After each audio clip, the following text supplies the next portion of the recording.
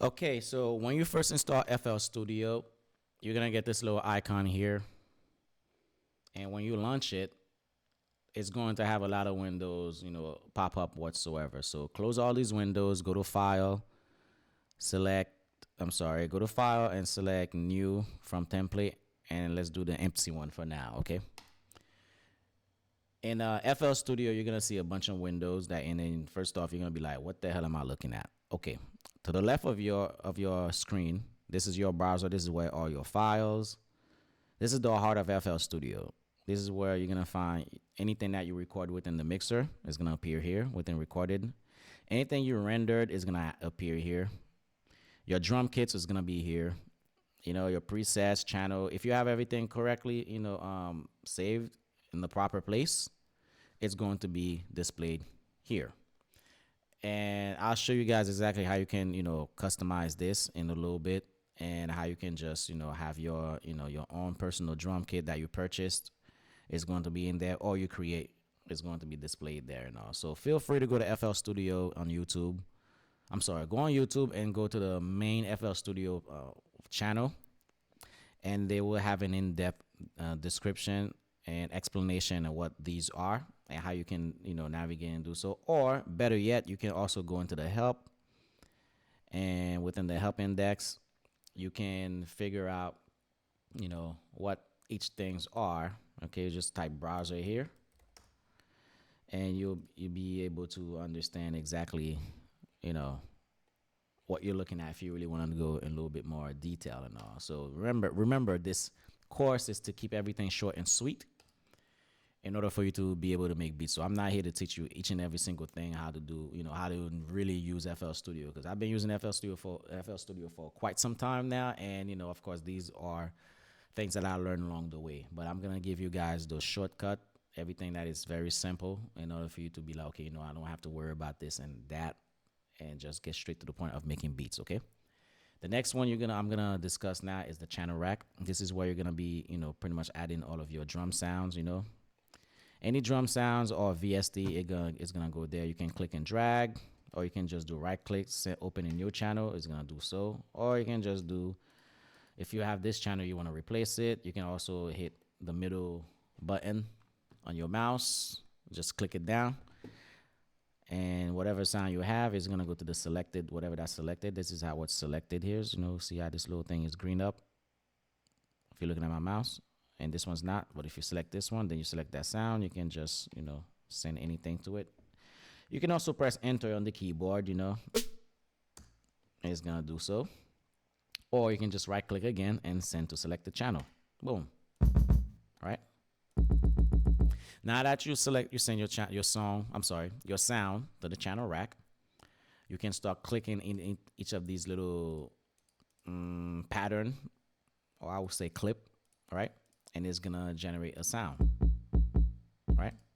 Of course, right now we're not really making a beat. It's just I'm showing you guys how to use what is FL Studio. So we're not gonna go as far as generating sounds now. And also within the channel rack, this is where you're gonna add your VSTs. VSTs are virtual instruments, meaning that piano, guitar, anything. They have a bunch of them out there. Feel free to go online and figure out exactly what suits you. And I give you guys, some of the best ones, of course, like a list of them. You can have them, you can purchase them, of course, And if you would like for you to get them, just holler at me and I'll show you how to get them. And if you know what I mean. Anyway, right click and select insert, and you're gonna have any of the VSTs or plugins. They're gonna call them. You can call them VSTs or plugins. If you hit the star and favorite them within FL Studio, it's going to be displayed here. So let's just select one. This is what a plugin is, or a VST, virtual instrument. It's pretty much a keyboard, synth, whatever it is. Like I can insert a piano here if I want to. If I choose so. And if I can do so here, there's gonna be one sound. You see that? If I just click the piano here, you're like, what the hell? That doesn't make any sense here, right? Okay, cool. Then how do you get to the other, notes on the keyboard? Good question. This is where you're gonna go in. This is where the piano roll comes in. The piano roll can access two ways. You can do it from here, by this icon here to the top right. If you go on the top right, while I'm highlighting, look at my mouse where it's highlighting right now. This is your piano roll. If I click this, it's gonna go in the piano roll. Of course, it's gonna say piano, the piano VST here, V3, remember? And you can see this here. Another way you can access it by right click and select piano roll. There you go. Now you have the options of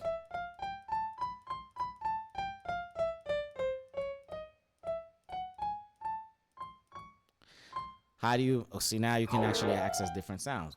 Now these are like what you call the little note clips. Okay, these note clips are what's going to generate wherever you put this. I'm sorry, wherever you click here, right?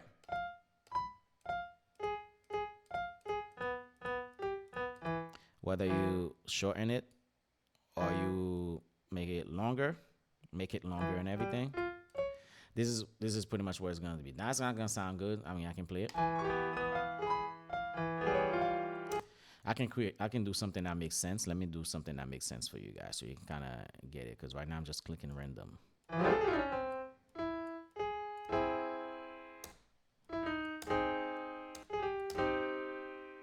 See?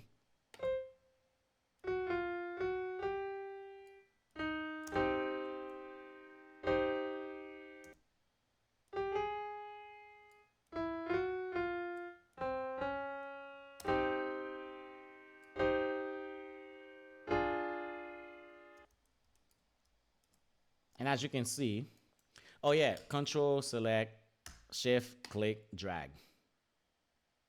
That's how you do so. This is a very quick one I just did here.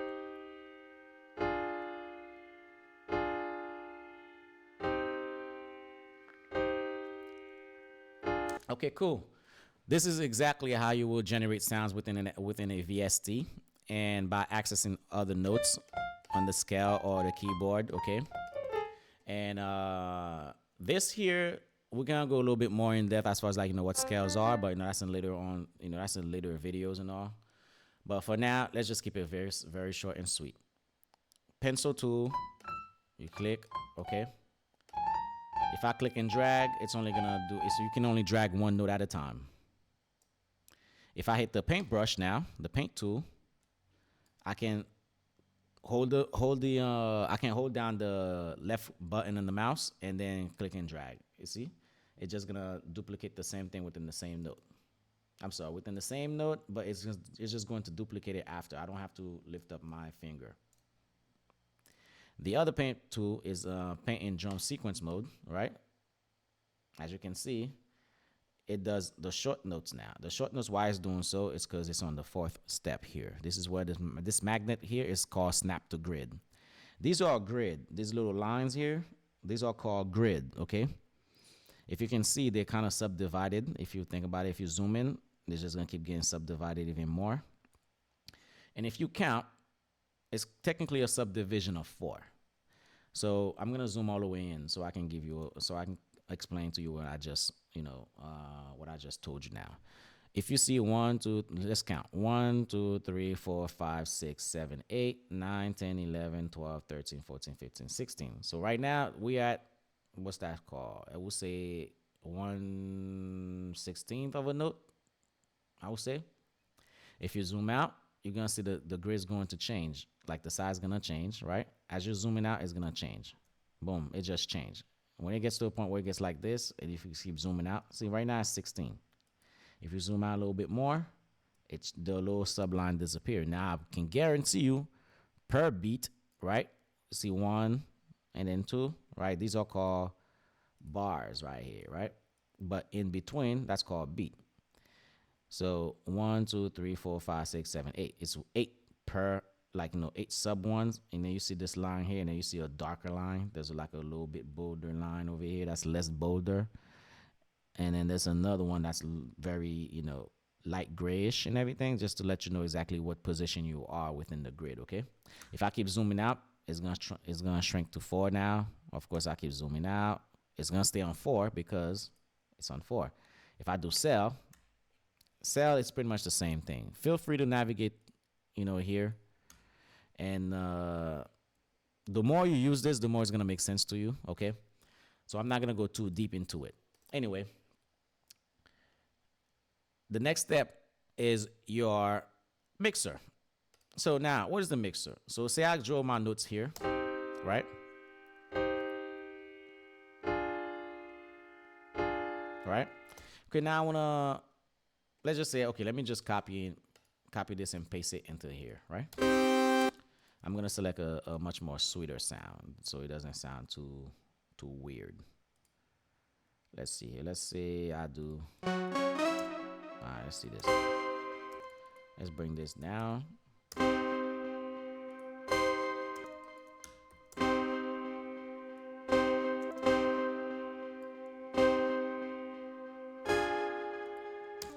I don't like this one. Yeah, you're gonna run to stuff like this where you don't have, when you don't like what the sound that the VST is producing. So you can just always right click, instead of doing insert, you do replace. So replacing, I'm just gonna create with a VST that can produce a string like pads whatsoever. All right, let's do. I'm just gonna select anything. It doesn't matter. Let's see here. There we go.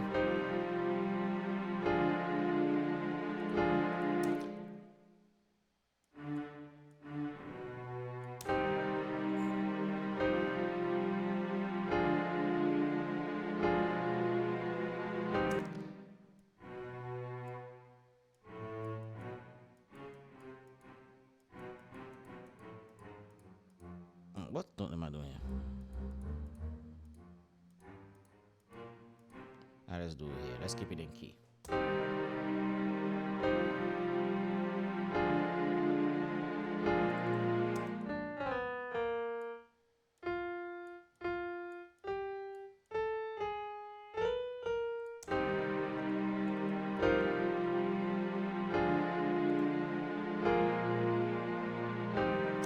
Okay, cool. Don't mind the additional note that I just add. I just do it so it can sound cool. Okay. All right. Now, say I have these two sounds, and this sounds pretty. I want to kind of lower the strings a little bit more. You know what I mean? Add a little more sauce to it. This is where the mixer channel comes in. Okay, you can access the mixer by clicking this one here. Actually, this is the only way I know how to access it. I'm gonna be honest with you. Or F9, I believe. There you go, yeah. Or F9, the function key F9 does so too. By the way, the function keys also tie into these. If you hover your mouse over it and you look at over here in this little hint panel right here, it's gonna tell you what keys, what function key that's associated within, for each of these windows here. So now there's two ways I can send this piano to well, let's just say to an empty channel here, right? Right now everything is playing on the master. You see that? Say I want to send this piano into the first channel here, right? All I have to do is I can do it two ways. I can do it this way. Well, since it's gonna be a VST, this is perfect. Since this is a VST, you're not gonna see it here. You can only see it if you select this, but that's too much. You don't want to do that because most of the time you're not going to see this if you go into a VST. You're going to see it exactly like this. The best way to do it, you can either do one, go to all the way to the left where the VST is. See where my mouse, it goes the up and down arrow. You can go up. And as you're doing it, let me close this window here. As you're doing so, you see the channels are getting selected. Now, whichever channel that's displayed here, this is where you're routing the sound from whatever VST that's there. It can be a piano, strings, drums, doesn't matter. It's gonna be routed to, you're telling it whatever sound that's being displayed here, it's going to channel 2 on the mixer. So if you play it now, watch. And then this also, you can solo it by right click on the little light bulb here. This is where the piano is. Okay, well, how about this? I just solo it, but I hear everything else. Well, guess what? Everything else is going towards the master. They don't have their own individual channels within the mixer. So, to be able to solo H and everything, you can also do another way. You can also, before I go further,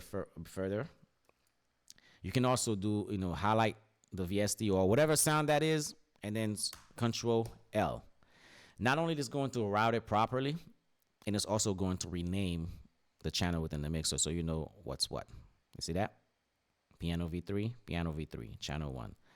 And you can do the same for these, Control L. Or you can just highlight all of them, click and drag, and then Control L. See that? Okay, cool. I just do Control Z to undo it. Perfect. So now, if I solo the piano, guess what's going to happen now? I can only hear just the piano. Why? Because everything is on their own individual channel within the mixer. If I select the string, I'm only going to hear the string. Okay. I can select both by left click on anything. There you go. Cool. Double click. Click it once, click it again, and it goes back to default mode. You can hear everything. So if you see everything, you know, blank out like this, that means, you know, something is engaged. All you have to do is right click again, and it's gonna go right back. All right. So now, this is how you pen in. You know, penning is called, you know, put it left or right. It's only gonna play on the left channel now. Oh yeah, left click on the channel light bulb, turn it on and off. Okay. All right, cool. That's to the right. Alt click, reset everything to 0 or center, whatever it is. Down, up, forward. See, I'm gonna start using this. Forward, backward. I'm not gonna say volume up or volume down because that's not volume. This is gain. This is position. I call it the position button. And you will know why in later on, why I call it that. If I want the piano to be lower than the string, I just have to lower it. Or if I want the piano to be backward, like play in the back more than the string, I just do so. If I want the string to be lower than the piano, of course, I can just lower the string. You see how I just bring it behind the piano instead of lower it? It's a mental situation thing where I say bring it backward or forward. See, now I can bring this down. If I want this to play to the left, if I want this to play to the right, I could do so too. It doesn't matter. It matters, but it's only up to your taste, okay? In the mixer channel, you're gonna see these little slots here, right? These slots is kind of like the same thing as the VST here, but these slots here is where you're gonna add your effects plugins, such as compressor, delay, limiter, EQ, any sort of filter, whatever you have, that's an effect plugin, is gonna go here in the mixer. The same situation as before. You know, if you want to add your plugins to your favorite, because this is your favorite, okay? Window here. You're gonna go into I'll click the wrong thing. Sorry.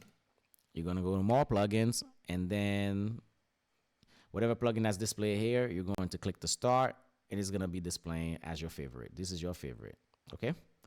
If you don't see your plugin here after you finish install it, you're gonna go into manage plugin. It's gonna bring up this window, and within this window here, you're going to select rescan. You know, of course, make sure these 3 are selected. And this, of course, you can, if you understand English, that means if you scan something previously, you install something new, you want to rescan them again, just say rescan previously verified plugins or rescan plugin with errors. Anything that come up with error, you install it, it's going to be fixed if you install it properly. And after you do so, just hit find install plugins. Whatever you install, you don't have to engage these. Make sure you just hit find install plugins, find installed plugins, sorry. And whatever plugins you have is going to be displayed in some sort of an amber color, like a yellowish. And then you can just select it. You can click drag, like I'm just doing here. I didn't even know there was a key detector. That's funny. I never used that before. But anyway, that's crazy. I didn't even know I had that. Anyway. And then, yes, you can click drag, and then you can just drop it. Of course, you can select the favorite. Or you can just do this, and then just add the plugin here. Boom. It's also called a plugin. It's just the effect plugin. The next part, of course, which circle back to the very beginning, which is your browser picker, your plugin picker, your browser window, which is this. That's how you hide it. By click it, you disengage it. Click it again, you engage it. You can see it now. And voila. Now, in the playlist window, remember when I told you guys how you can create this? The playlist window is something else. In the next module, I'm going to go much more in depth how everything works, okay? So far, right now, if you're still with me, I'm giving you guys the most used tool and what these windows are. The next one is your play, stop, record, if you're going to record any MIDI notes, vocal, any instruments that you would like to record, it goes here. You can click this and it's going to engage it. And of course, there's other steps you have to take, but we're going to go towards those in later videos. This is your BPM count, your BPM counter. This is your how fast, this is the tempo of your beat, okay? You can either right click, select tap, and then tap it. Whatever idea of melodies you have in your mind, just make sure you do it with the BPM. And if it lines up with whatever that's in your mind, then that's the BPM you're going for. You can do it that way, or you can, click and drag it up and down, and then you select whatever you have, whatever BPM you want, or tempo you want your speed. Whatever's tempo, speed, BPM is the same thing, okay? You want your beat to be in. You can also do so. There's other ways you can do it, but this is the best way I always do it. Most producers just do that. That's it, and keep it pushing. This is your metronome. That's how you make sure you stay in alignment with everything. Wait. There's a delay. I put a delay into the piano now, you see? Perfect. So now you guys understand exactly what these plugins does when you insert them into the slots. Well, this is what the delay does. Anyway, back to what I was saying. The metronome, it keeps everything in the grid, you see? It keeps you, make sure that you stay on beat, okay? And everything else, you don't really need to know those as much. Just make sure these are engaged just like mine. And if you feel free to go to FL Studio again on YouTube, go on youtube.com, go to the main FL Studio page, and then they will explain everything to you. Or if you don't want to do that, you can also do a Google search and figure out what they are, right? Or hover the mouse over it, and it's going to tell you what they are. And then you can Google search, or what does blend recording overdub mean in FL Studio? Or ChatGPT it. It'll tell you. Let's see here. What else I need to tell you guys now? That's pretty much it as far as this, what your most useful tool, your windows and everything. You can close everything. See, I can X out all of these windows here, right? And bring them back up by clicking these buttons here. Okay. Voila. This is the nutshell, your most useful tool in FL Studio. Now, to save, file, save. Name your project. And pay attention to where your project is going to be saved. Me, I like to, everything is saved, it's saved on the C drive, of course, document everything. But my computer backed up regularly, so I'm not afraid of, losing my files like that. However, with OneDrive, there's always a problem with OneDrive. If you back up your stuff on OneDrive, it happened to me before. It self-deleted a lot of my project last year. So a lot of my projects, I don't have the FLP for them, but I have the MP3s, but I do not have the FLP. So whenever you save your beats, it create what's called an FLP file, okay? It's going to call whatever name it is, .flp. So that's something that FL Studio recognizes, if it says FLP, then you already know what I'm talking about. Once you do so, or you can also customize where you want you can have an external hard drive plug in, and then of course you're gonna hit this button here, and you select exactly the drive or your respected folder where you need to save your projects and everything, like I was saying. So I'm not gonna do so, because if I do so, it's going to change my entire settings here. Cancel that. And let's see here. There's another way you can make a backup after you save your file, all right? By doing export. When you go to export, okay. This is for now. The next one, I'm gonna show you guys how to create a beat, right? How to make a beat from this and all, to make drums, do everything. Follow along with that, and I'm gonna give you some robust explanation of what I'm doing. And we're gonna finalize everything, and then to the point where it's becoming MP3 that you can send out to artists to rap on, okay? Stay tuned.